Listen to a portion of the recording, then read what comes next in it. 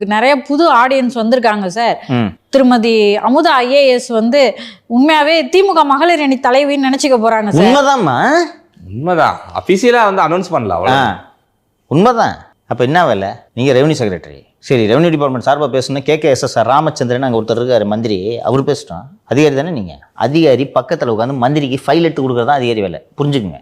அவர் தான் மக்கள் பிரதிநிதி, அவர் தான் பேசணும். நீங்கள் உட்காந்துக்கிறீங்க, இங்கிட்ட ஒரு டிஜிபி, இங்கிட்ட ஒரு DGP, home secretary, health secretary, ambulance எத்தனை மணிக்கு வந்ததுன்னு கணக்கு கொடுக்குறதுக்கு. இப்போ நீங்களே எல்லாம் பேசினா நீங்களே போய் ஓட்டு கேட்டுங்க. மகளிர் தான் அவங்க. நீங்கள் முன்னாடியே சொன்னீங்க சார், தமிழ்நாட்டை ஆட்சி பண்ணுறது அதிகாரிகள்னு சொல்லிட்டு தொடர்ந்து வந்து அது நிரூபணம் ஆகிட்டு. ஆமாம், முட்டு சந்து கூட்டு போகிறாங்க அதிகாரிங்கன்னு நான் சொல்கிறேன்னா, கூட்டு போகிறாங்களா இல்லையா நீங்கள் பாருங்கள். அவங்க பிரச்சாரத்தை ஸ்டார்ட் பண்ணுவாங்க. ஓகேவா, அவங்களுக்கு சிஸ்டம் இருக்குது, கட்டமைப்பு இருக்குது, போதுமானதற்கும் அதிகமாக பணம் இருக்கிறது. அதனால் அவர்கள் பிரச்சாரத்தை தொடங்கி விடுவார்கள். தாவேக என்ன செய்ய போகிறது? அண்ட் 6ஆம் தேதியோ 7ஆம் தேதியோ நயினார் கேம்பெயினை தொடங்குறாரு. வினோஜ் தமிழகம் முழுக்க ஒவ்வொரு தொகுதியிலும் போராட்டங்களை நடத்த இருக்கிறார். அக்டோபர் 10. அப்போ அடுத்தது ரூல்ட் அவுட்டா?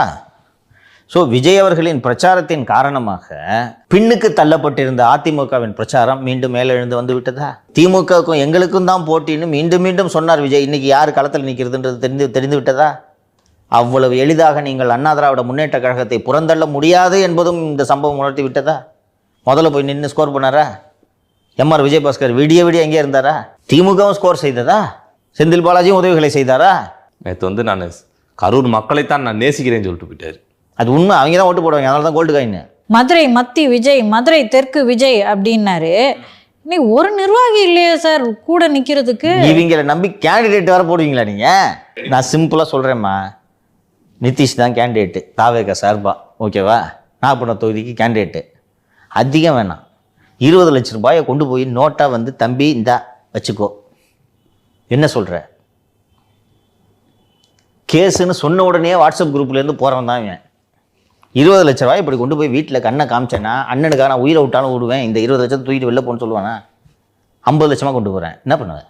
இது மாதிரி எல்லா தொகுதியிலையும் தூக்குவாங்க. அங்கே அந்த வாட்ஸ்அப் குரூப்லேருந்து விலகிறவங்க கிட்ட அந்த எக்ஸ்பிரஸோ டைம்ஸ் ஆஃப் இந்தியாவோ செய்தியாளர் கேட்கும் பொழுது, சார் எங்களுக்கு பிஸ்னஸ் இருக்குது, போலீஸு கேஸுன்னு போய் மாட்டினா தொழில் அடிபட்டு போய்ட்டோம். நான் உங்களை புரிஞ்சுக்கிறேன், எல்லாருக்கும் பயம் இருக்கும்.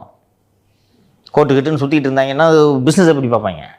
அப்படி போகிறவங்க இவ்வளோ பணத்தை கொடுத்தாங்கன்னா பிஸ்னஸை டெவலப் பண்ணலான்னு தோணுமா, இல்லை தாவேக ஆட்சி கொண்டு வரணும்னு தோணுமா? சொல்லு. ஒரு நல்ல பிஸ்னஸ் டெவலப் பண்ணிடலாம். பிரச்சனை வந்தோன்னா உங்கள் லீடரே வீட்டை விட்டு வெளில வரலையே, அப்படி நினைப்பியா மாட்டியா? நீ ஒரு தொண்டன் தாவேகல்ல ஒரு நிர்வாகியாக இருக்கக்கூடியவன் நினைப்பானா மாட்டானா? அவருக்கு என்னப்பா, அவர் சேஃப்ப்பா.